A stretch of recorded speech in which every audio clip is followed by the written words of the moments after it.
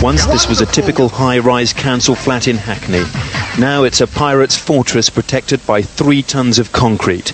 Workmen sent to smash their way in say they could have been killed. Scaffolding pipes embedded in the concrete were allegedly wired up to the mains. It's claimed glass vials containing ammonia and CS gas were embedded in the wall, waiting for the workmen to strike.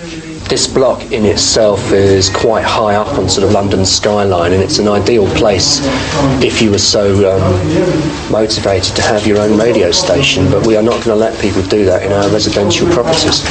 Barbed wire fortifications sit incongruously on the roof of the block, the radio flat just below. Extraordinarily, the fence isn't there to keep the police and illegal radio inspectors out. It's the way the pirates get in. They abseil in. Hanging perilously from a rope, the youngsters behind this craze swing their way into the top window. It's exceedingly dangerous in the first instance because if they fall, they'll die. But that, of course, will be a matter for those people who are determined to illegally use the airwaves. Police are cautious about claims that there's big drugs money behind a network of similar stations across London, aimed at advertising drugs parties. But what is the motive?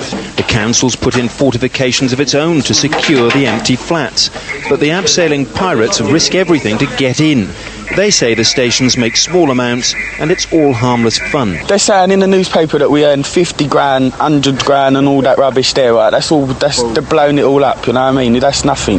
You can never earn that much money out of pirate radio. I don't care what station you run.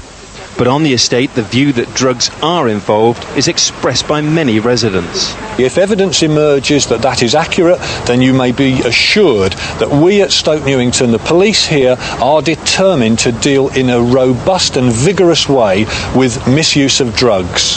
Whatever happens, I'm going to still do my radio station. I do it for the public now. When I started it to do it as a joke. But now it's just a thing where it's gone beyond the joke now. I've got so much listeners. It's the biggest pirate radio station in London. And you're going to stay on air? Of course.